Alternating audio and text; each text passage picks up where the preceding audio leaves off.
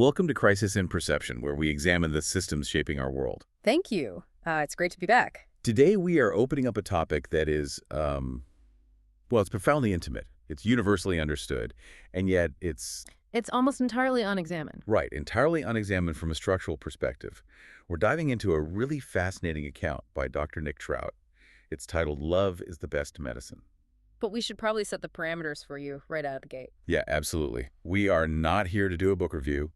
Books, narratives, memoirs, they are simply entry points for us. Because the stories we tell about our lives, our identities, they're actually roadmaps. Exactly. Identity equals systems. Yeah. And our mission for this deep dive is a systems-level institutional analysis. And the system under our microscope today is, well, the human-animal bond, Right. but specifically as it is mediated through modern veterinary medicine. Right. We are stepping way beyond those warm, fuzzy feelings you might have for, the golden retriever sleeping at your feet right now. Yeah, instead we are mapping out a massive institutional architecture. This is a system that seamlessly integrates cutting-edge medical technology with raw emotional attachment. And modern cultural caregiving norms. Exactly. And multi-billion-dollar market structures. We're investigating how a deeply personal feeling is translated, processed, and ultimately shaped by a highly structured industry. And if you're listening to this, you probably view your love for your pets as something, completely pure. It feels personal. Right. It feels entirely personal. It's an isolated, quiet bond between you and this creature in your living room. Yeah. But the question that sparked this entire deep dive is this: what happens when that intimate, unspoken bond intersects with a high-tech medical industry? An industry that is structurally designed to monetize, sustain, and systematically expand that exact love. What happens when our deepest human vulnerabilities meet surgical steel, complex diagnostic imaging, and a credit card machine? It creates a really fascinating blind spot for us. The purity of the emotion actually obscures the machinery of the system. We just don't see it. We don't see the architecture because the affection blinds us to it. We think we're just acting out of love, but we're actually navigating a very specific set of institutional incentives. Right. And to really understand how this machinery operates, we have to start at the exact point of the intersection. The moment where raw human emotional need collides with institutional design. Let's start with a story that perfectly captures that collision. This comes from Dr. Trout's experiences, and it really sets the stage for everything we're going to unpack. It's a great example. So picture a bitterly cold, moonless New England night. We have an ordinary couple, Ben and Eileen. They've just finished dinner at a restaurant, and they were walking out to their SUV. In a frozen parking lot. Right, in the farthest, darkest corner of this frozen parking lot.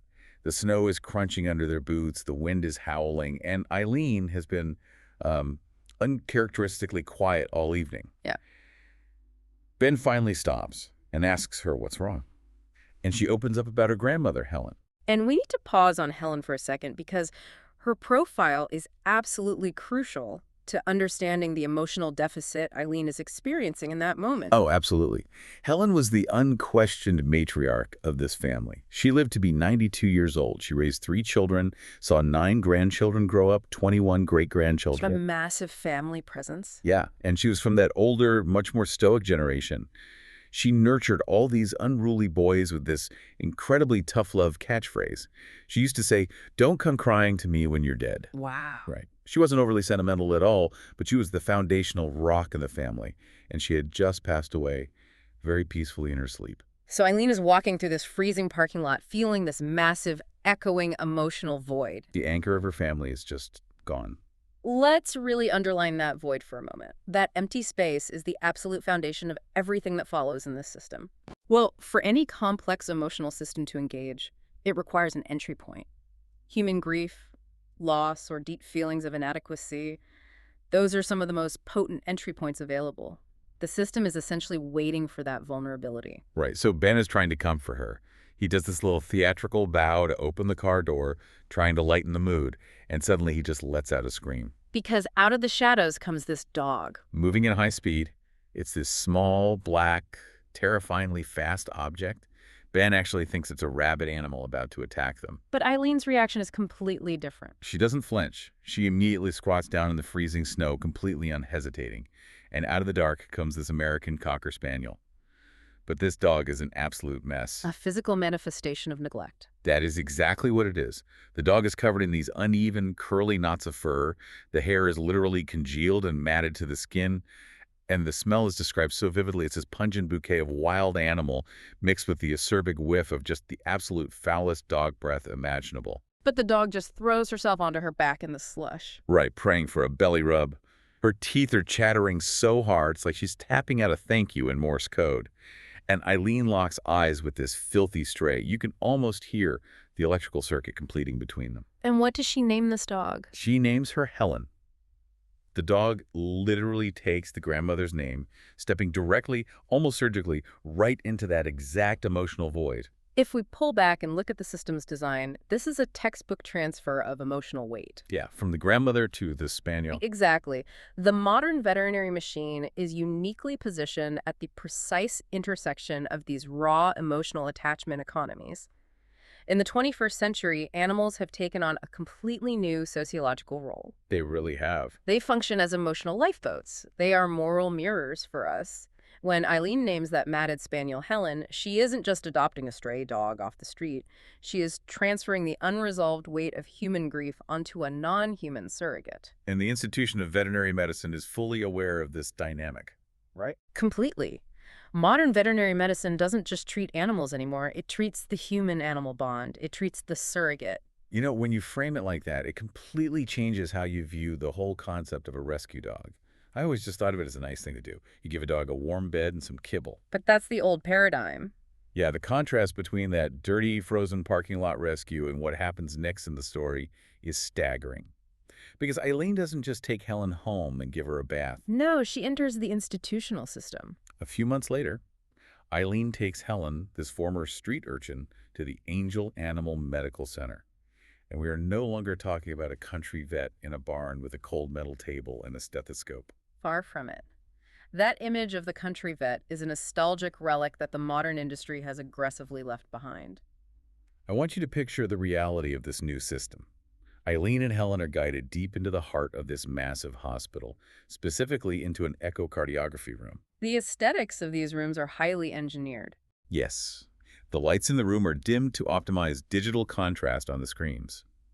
A technician wearing plum-colored scrubs carefully shaves symmetrical patches on Helen's chest. The dog is laid gently on a transparent plastic table that has a small window cut right into the center of it. And then the technology comes into play. A bulky, high-tech, hospital-white ultrasound unit covered in dials, sliders, and a huge high-definition monitor. And in walks Dr. Molotov, who isn't just a general vet, he is a specialized veterinary cardiologist. A cardiologist for a stray dog found in a parking lot. Exactly. He applies the blue conductive gel, sneaks a probe under the table through that little window, and suddenly the beating muscle, the chambers, and the valves of this stray dog's heart come into incredibly sharp focus on the monitor. And this isn't just a basic grainy image. No, it is highly advanced. Dr. Molotov is slicing the image of the heart into transverse sections. It's like slicing a virtual loaf of bread so you can see every single internal layer of the tissue. He then activates the color flow Doppler imaging. Which looks a lot like a weather radar map. Right, but for blood flow. It adds these splashes of vibrant blue and red paint to the screen to visually track the exact whoosh and direction of blood moving through the valves. It is a stunning display of medical technology, all focused on a deaf geriatric dog. So let me ask you to consider something. When you look at that transition from the freezing slush to the color flow Doppler, what shifts in the power dynamic between the owner and the institution? It feels like the technology completely validates Eileen's emotional response. Exactly. If she just took the dog home and gave it a bath, she's a nice person. But by bringing the dog into a room with plum scrubs and Doppler radar, her grief for her grandmother is suddenly being taken as seriously as a human medical emergency. That is the analytical bullseye right there. What we are witnessing is how technological innovation radically reshapes our baseline expectations of care. Veterinary hospitals now mirror human hospitals with an eerie precision. Right, they have all the same departments. We're talking about highly compartmentalized specialists, 247 emergency rooms, echocardiograms, chemotherapy wards, gene therapy, stem cell treatments. This completely transforms basic animal husbandry into what we should accurately call a high-tech emotional infrastructure. High-tech emotional infrastructure. That is Yeah. a brilliant way to phrase it. It's like we're building massive cathedrals of science just to house our feelings. Exactly, because the technology doesn't just treat the biological animal, it legitimizes the owner's emotional investment. It creates a new moral floor. A moral floor. Yes, think about the implications. If an institution can perform a color flow Doppler on a stray dog's heart, the sheer presence of that technology implies that a good, loving owner should utilize it. It converts a medical possibility into a moral mandate. I want to play devil's advocate for a second, though. Isn't it just a universally good thing that we have better medicine? I mean, 50 years ago, if your dog got sick, you had to put them down. Now we can fix them. Mhm. Why do we need to view this as a systemic crisis rather than just a beautiful medical advancement? That is the most common defense of the system, and it is a perfectly rational one on the surface. Better medicine is, objectively, a good thing for biological longevity. Right. But systems analysis doesn't ask, is the medicine good? It asks, how does the existence of this medicine change human behavior and societal structures? The crisis is not the medicine itself. Then what is it? The crisis is that we fail to see how the availability of that medicine fundamentally alters our moral obligations, drives extreme financial burdens, and manipulates our natural grieving processes. We have to look past the pure intentions of saving a life and examine the incentives that keep this massive machine running. Because systems don't run on love. Exactly. Systems do not run on love, they run on incentive architectures. Okay, let's break down those incentive architectures, starting with the veterinarians themselves, because Dr. Trout gives us an incredibly candid look behind the curtain. He really does. He describes how, in veterinary school, students are essentially indoctrinated into what he calls the church of the scientific method. They are taught to accept the gospel of rational thought, objective data, and rigorous protocols. There is no room for sentimentality in the training. None. In this environment, serendipity and emotion have absolutely no place in the daily skirmish between life and death. You're trained to be a biological mechanic. But beyond the clinical detachment, there is something else driving them, the raw, undeniable thrill of the intervention. The dopamine hit of solving the puzzle. Fast forward a bit in Helen's story. Dr. Trout eventually has to perform major thoracic surgery on Helen to remove a lung tumor. We are talking about opening the chest cavity of a geriatric dog. He describes the procedure with this intense, almost athletic focus. He uses a highly specialized surgical stapling device, right? Yes, to clamp and remove the cancerous mass from the lung tissue. But the most fascinating part is what happens right after. He performs a leak test. Explain how that works for someone outside the operating room. It's actually a lot like finding a hole in a bicycle tire. He has the veterinary technician pour warm, sterile saline directly into Helen's open chest cavity until the lungs are completely submerged in the fluid. Okay. Then he watches the staple line closely while the anesthesiologist uses the ventilator to force air in and out of the dog's lungs. Dr. Trout is staring into this pool of saline, looking for any tiny silver bubbles rising to the surface. Because bubbles mean a leak. Exactly. If he sees bubbles, the staple line is leaking and the dog could die. But if there are no bubbles, it means he has executed a perfect, airtight, life-saving repair. And how does he describe that moment? When he sees no bubbles, he literally describes the feeling in his chest as a brazen, fist-pumping thrill. That is an incredibly powerful incentive. It's the professional triumph over death itself. It is the ultimate professional validation. The veterinarian is highly incentivized by their own technological capability to cheat death. They are driven by the desire to achieve that fist-pumping thrill of mastery over complex biology. And it's not malicious. It is absolutely important to state clearly that this is not malicious. They aren't villains rubbing their hands together to drain people's bank accounts. They are highly trained professionals who want to use their training to the fullest extent. Right. But structurally, this means that the more advanced the technology becomes, the more complex the intervention they are incentivized to perform. However, the vet's desire to perform the surgery is only the supply side of the equation. To understand the whole machine, we must look at the demand side. We have to look at the pet owner's incentives. Yes. And this is where we get into the psychology of the owners, which is arguably even more complex than the medicine. There's another case study in the book that perfectly illustrates this demand side. It's the story of Sandy and her miniature pinscher puppy, Cleo. To understand why Sandy interacts with the veterinary system the way she does, you have to understand her backstory. Right. Sandy grew up with a mother who was profoundly frigid and detached. Her mother is described as absorbing love the way a black hole absorbs light. She demanded constant reassurance and affection from her daughter, but offered absolutely nothing in return. The mother would only seek refuge with Sandy during the transitional gaps between replacing one father figure with another. And the moment a new man appeared in her life, the mother would vanish emotionally, leaving Sandy entirely isolated. That creates an incredibly unstable emotional foundation. It leaves a severe psychological deficit where the child learns that human attachment is conditional, dangerous, and likely to be withdrawn without notice. Sandy learns very early on that human love is entirely fickle. But her pets were never fickle. They were reliable. They were trusted confidants who were sworn to a vow of silence. They shared her happiness without jealousy. And they literally licked away her tears when she was crying over her mother's abandonment. Sandy grows up seeking the unconditional love from animals that she was denied by humans. So she brings all of that into adulthood. Fast forward to her adulthood.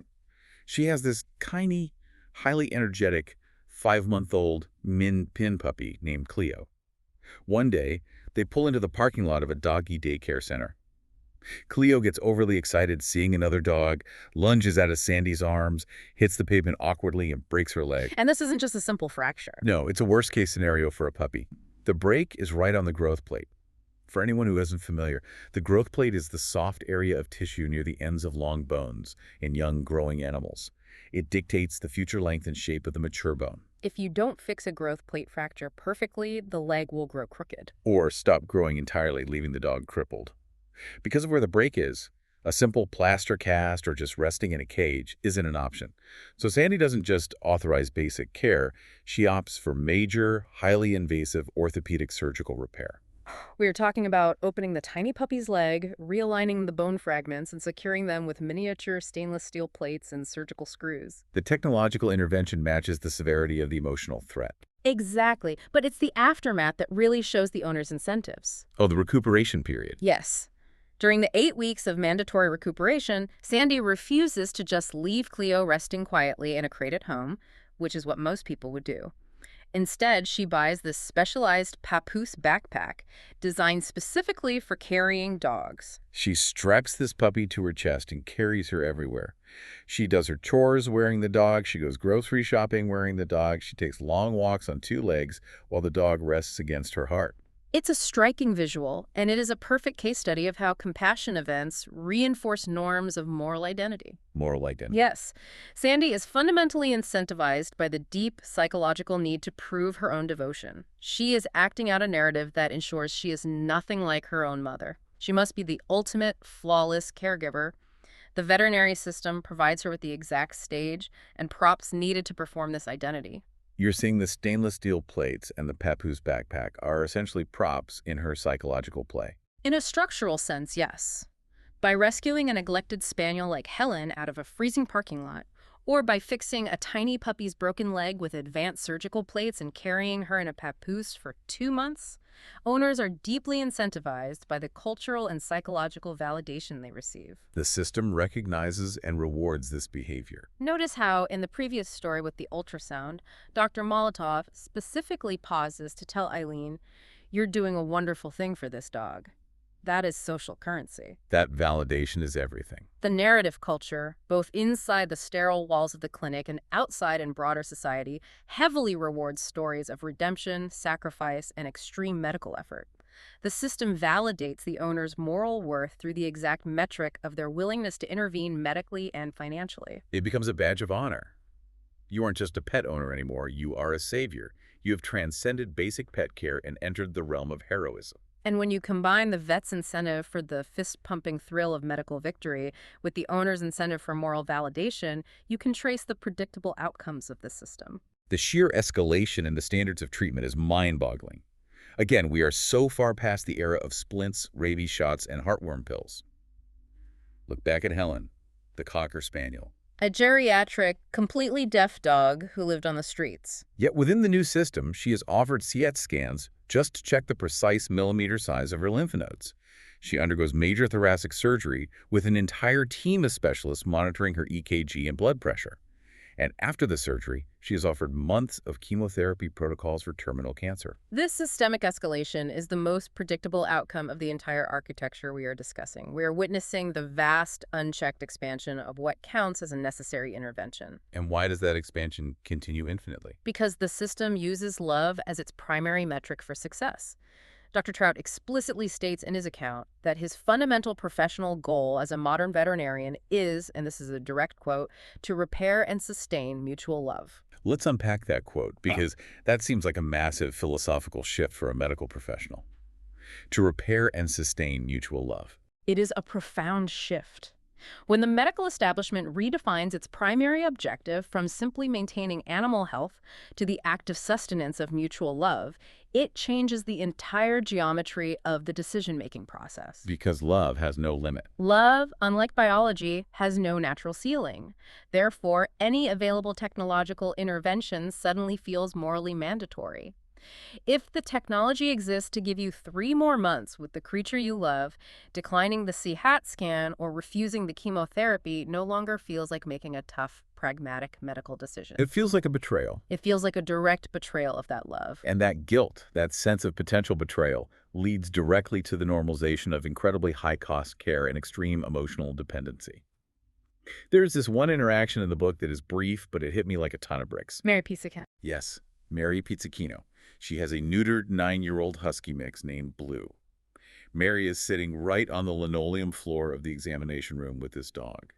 She explicitly tells the vet that she refuses to take certain jobs or accept promotions because she absolutely will not leave Blue alone in the house all day. And she mentions the blanket. Right. She mentions casually that the dog sleeps wrapped in a blanket imported from Harrods of London. The Harrods blanket is a perfect symbol of the elevation of the animal to a premium consumer status. Completely. But it's what she says next that reveals the true depth of the system. Blue needs complex knee surgery, and before Dr. Trout can even explain the financial estimate, Mary looks him dead in the eye and says, "You don't even need to tell me how much this is going to cost. She offers everything. I will give up my retirement savings. I will go to the bank and get a second mortgage on my house. Yeah. I will sell my car. I will do whatever it takes to make him happy." And then she delivers the line that defines this extreme dependency. "This dog hasn't just changed my life, this dog saved my life. If this dog ever dies, I die." We have to stop and think about what that declaration actually means on a macro level. What happens when an animal is elevated to that level? What happens to the legal, structural, and economic framework of a society when an animal is elevated to that level of quasi-familial status? When a dog is no longer a working animal or even a pet, but a literal reason for a human being's continued existence. It sounds like the society would have to bend to accommodate that emotional weight. Precisely. The systemic shift from viewing the animal as property to viewing it as a savior forces broader societal and market structures to adapt rapidly. The analysis in the text highlights this beautifully by pointing out the sudden, explosive rise of animal law. Which didn't exist in the same way before. Historically, pets were legally indistinguishable from a toaster or a couch. But now we are seeing vicious pet custody battles in divorce courts that rival child custody disputes. People are setting up complex legal trusts to bequeath massive sums of money to ensure their surviving pets maintain a specific standard of living. Like the Leona Helmsley dog who inherited $12 million. Exactly. But crucially for the veterinary system, this elevation brings the looming existential threat of malpractice suits and punitive damages. The text notes that almost half the law schools in the country now offer specialized courses on animal law. So the vets are at risk. If society reaches a point where you can sue a veterinarian, not just for the replacement cost of a dog, but for severe emotional distress and punitive damages because that pet is legally recognized as a family member, it radically alters medical behavior. It pushes veterinarians directly toward practicing defensive medicine. Defensive medicine meaning they order tests just to cover their own bases. Yes. They'll order more tests, more CT scans, more preventative blood work, and more specialist consultations, not necessarily because the dog critically needs them at that moment, but to legally and comprehensively protect themselves from catastrophic lawsuits. Wow. And this defensive posture, driven by the legal system, further escalates the baseline cost and the standard of care for every single person who walks through the clinic doors. It is a massive, self-reinforcing feedback loop. Speaking of feedback loops, I think it's incredibly important that we map out exactly how this emotional and systemic cycle works for you, the listener, step by step. Because if you trace the source material, it tracks this loop with terrifying precision. It always starts with the same catalyst. Grief or a deep emotional need. We saw with Eileen mourning the matriarch Helen in the parking lot, and we saw it with Sandy trying to heal the wounds inflicted by her emotionally vacant mother. That is step one. The vulnerability. Right. Step 2 is the compassion act. This is the moment the human takes action to fill the void, rescuing the matted stray dog from the snow or strapping the injured puppy into a papoose backpack and carrying it for 8 weeks. And then step 3 is where the system takes over. The Compassion Act meets new technological possibility. The owner walks into the clinic and is presented with veterinary oncology, advanced orthopedic surgery, or color-flow Doppler imaging. Which leads to step 4, extreme intervention is authorized. Yes, and if the intervention is successful, we hit step 5, prolonged attachment. The dog lives longer. But because the owner just sacrificed thousands of dollars and immense emotional energy to save the dog, step 6 kicks in. The emotional valuation of the pet is massively reinforced. The dog is no longer just a pet. It is a walking testament to the owner's love and financial sacrifice. Which ultimately leads to the final step, setting even higher, more rigid expectations for future care. The loop closes, ready to begin again at an even higher stakes level. It is an impeccably designed, self-reinforcing cycle. But what is absolutely vital to understand about this specific system is how trauma supercharges the loop. We often assume systems grow because they are successful. But this veterinary system isn't just built on successful interventions and fist-pumping thrills. It is forged in the searing fires of catastrophic failure. And there is absolutely no scene more harrowing in this text than the sudden, catastrophic failure involving Sandy's dog, Cleo. The surgery. After spending 8 weeks carrying this dog in a backpack, ensuring the broken leg heals perfectly, Sandy takes Cleo back in for a totally routine procedure. It's just a standard space surgery, handled by Dr. Trout himself. And it starts out fine. He performs the surgery flawlessly. He's closing up the incision. Everything seems completely fine. The hard part is supposed to be over. But then he glances up and notices something terrifying. Cleo's tongue, which had been a vibrant, healthy pink throughout the surgery, has suddenly turned a listless, dark crimson. The oxygen supply is failing. Instantly. And the EKG monitor, which had been showing these reassuring, orderly blips, is suddenly replaced by a chaotic, static interference. Dr. Trout describes it as seismic proportions. The dog is crashing, and nobody knows why. They immediately turn off the anesthetic gas. A technician grabs a bag and starts manually squeezing it, desperately forcing pure oxygen into tiny lungs that refuse to breathe on their own. Dr. Trout is frantically looking at his tray of emergency syringes. This is where the technological illusion of control shatters. Break down the emergency response. He starts injecting powerful drugs to try and override the crash. He uses atropine, which is designed to block the signals telling the heart to slow down. He pushes naloxone to reverse any lingering effects of the anesthetics. He injects epinephrine. Pure synthetic adrenaline. Literally screaming at the heart receptors on a chemical level to start pumping again. The veterinary cardiologist from earlier rushes into the room. He shines a bright pen light directly into Cleo's eyes. But there is absolutely no response. The pupils are completely fixed and dilated. Despite all the stainless steel, the Doppler monitors, and the synthetic adrenaline, Cleo dies on the table from a sudden, completely undetectable congenital heart condition. It is a total catastrophic failure of the medical promise. The technology that was supposed to sustain mutual love was rendered completely impotent. But analytically, we must observe how that specific trauma ripples out through the rest of the system. You'd think it would make people step back. You would think a failure like that would make everyone question the aggressive interventions. But paradoxically, that profound failure makes both the doctors and the owners exponentially more determined in future cases. It creates a ghost in the machine. Precisely. Fast forward to when Dr. Trout is faced with the incredibly difficult decision of whether to operate on Eileen's geriatric dog, Helen, to remove the lung tumor. Logically, it's a high-risk surgery on an old, deaf dog. But psychologically, he is haunted by the ghost of Cleo. He feels a deep, unresolved guilt over Sandy's puppy. He wants to fulfill an unspoken, cosmic promise to Sandy by successfully saving Eileen's dog. The trauma of previous loss actually fuels the aggression of the next medical intervention. The failure ensures the machine runs hotter next time. And when the machine runs hot, and those extreme interventions actually do work against all odds, they become something mythical.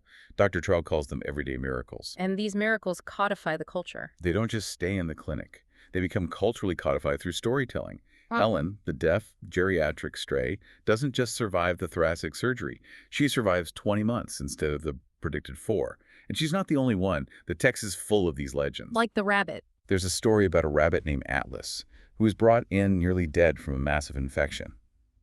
The vet performs this incredibly complex jaw surgery where he implants tiny, green, antibiotic-impregnated beads directly into the bone.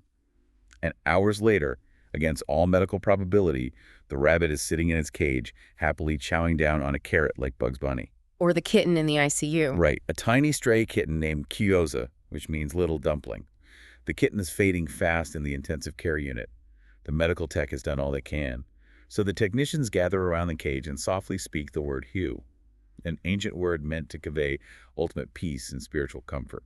And the kitten inexplicably rallies and survives. We have to look at how these specific stories function within the broader system. These narratives of everyday miracles are the system's ultimate stabilizing mechanism. They validate everything. When an anxious pet owner is sitting in a waiting room and they hear the legend of Helen surviving 20 months with a reconstructed lung, or the rabbit eating the carrot after jaw surgery, it effectively codifies the belief that extreme intervention is synonymous with miracles. It teaches the consumer that if you just push hard enough, spend enough money, and use enough technology, a miracle is a statistical probability. It stabilizes the high-cost, high-tech nature of the system and provides the emotional fuel for the very next owner sitting in the waiting room at 2 a.m. And let's talk about that 2 a.m. waiting room, because it is a universe unto itself. The book paints this incredibly vivid, almost absurd picture of the front lines where this system actually operates. Dr. Elliot Sweet's shift. Dr. Trout's colleague, Dr. Elliot Sweet, describes what it's like working the overnight emergency shift during a full moon. The hospital lobby is packed with this surreal, chaotic cross-section of humanity and their pets. It's like a bizarre tragicomedy. You have the Persian cat. A Persian cat who somehow found its owner's hidden pot stash, mistook it for catnip, and is now completely stoned out of its mind. Next to them is a highly energetic Weimaraner puppy who cut its paw pad and is blissfully, happily bleeding all over the pristine hospital floor while the owner panics. It highlights the friction between the sterile medical ideal and the messy reality of animal behavior. Exactly. Then you have a tiny Pomeranian with a chronic, greasy skin problem. It's not an emergency at all, but the owner simply refuses to wait until morning because their own anxiety cannot handle the delay. And the man screaming about the plague. Right, a client named Mr. Turret who's literally screaming in the lobby, utterly convinced that his dog Dylan has contracted a biblical plague that is going to wipe out mankind, demanding immediate quarantine. This is the visceral, messy, chaotic reality of the human-animal bond colliding with an open emergency room door. Which brings us to a crucial analytical pivot point. When you look at the chaos of that 2 a.m. waiting room, the exorbitant costs, the emotional devastation of a puppy dying on the table, and the sheer exhaustion of the staff, why does this system persist? Why does it stubbornly continue to grow in the face of such chaos, expense, and heartbreak? It is the multi-billion-dollar question. And I want to make the answer to this very clear because it's easy to jump to the wrong conclusion. It is not because veterinarians are some nefarious cabal manipulating vulnerable clients for profit. That's a misreading. That is a fundamental misreading of systems-level dynamics. The system persists because the emotional reward structures it provides are incredibly, undeniably powerful for both the doctor and the client. The advanced technology serves to legitimize the expanded intervention. As we discussed earlier. If the hospital can perform the surgery, the societal norms dictate that a good owner must pursue it. We have legally, culturally, and financially equated the purity of human love with maximal medical effort.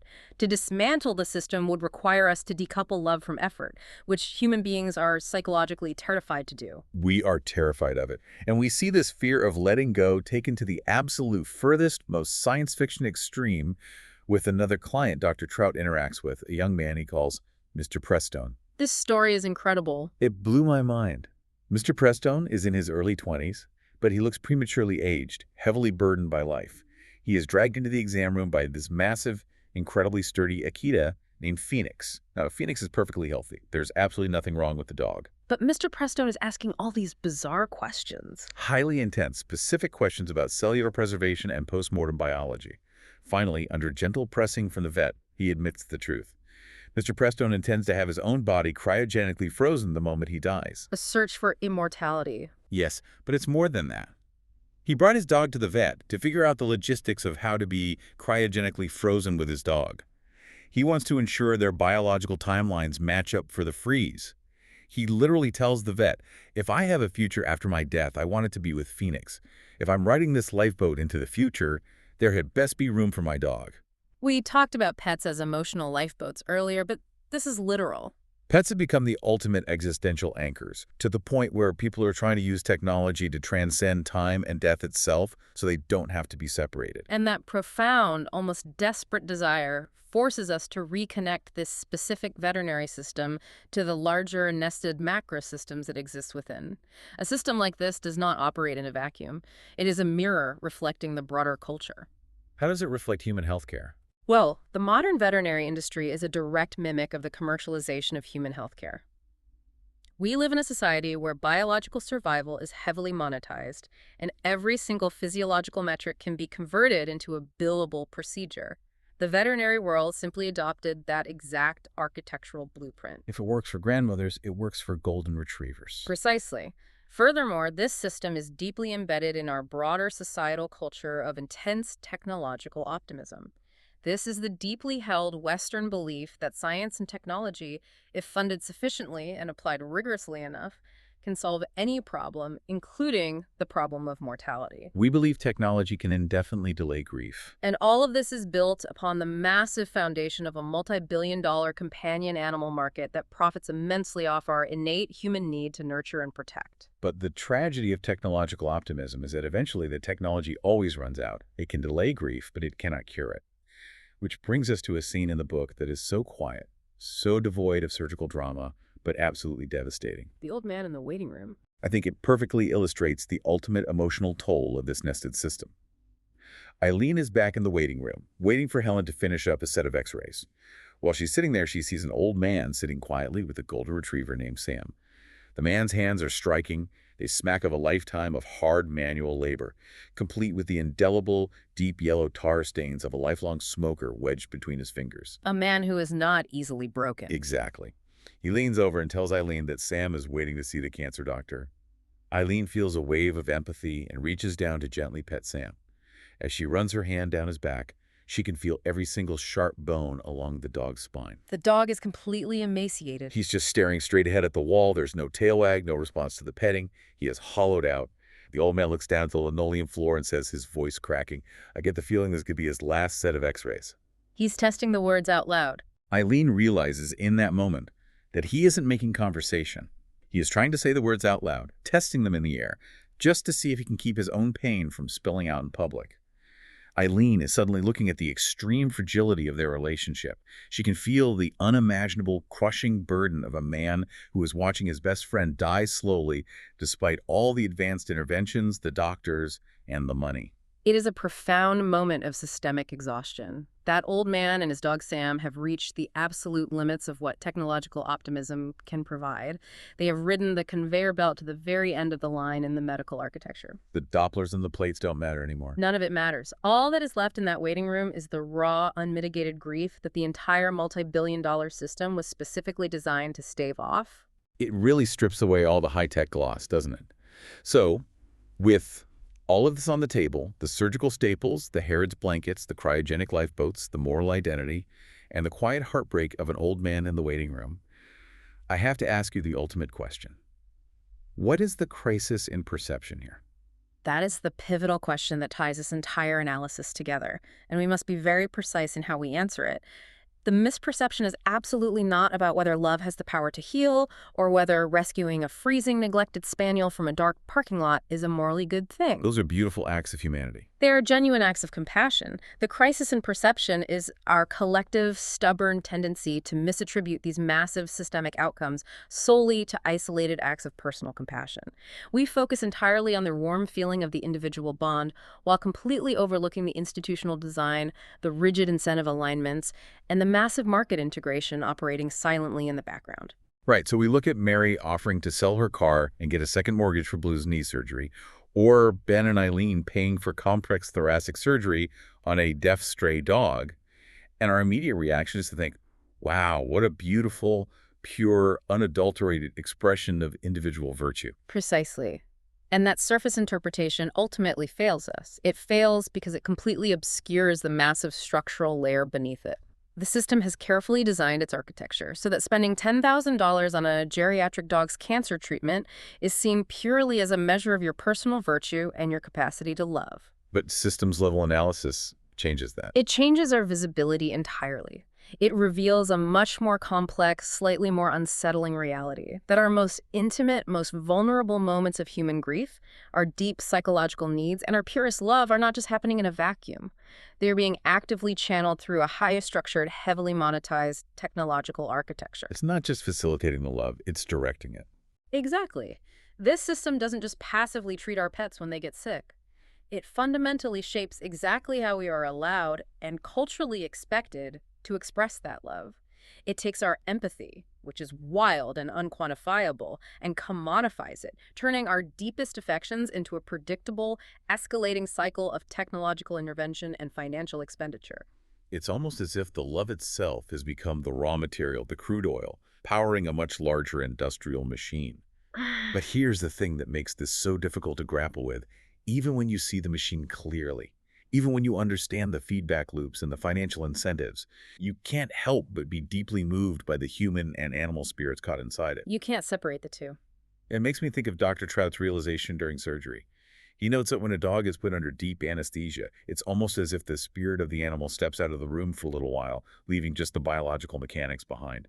But that spirit always comes rushing back the exact moment the anesthetic gas is turned off and the dog wakes up. It is a beautiful, incredibly complicated, deeply human system, even with all its flaws. Which leaves you with a final, somewhat unsettling thought to mull over.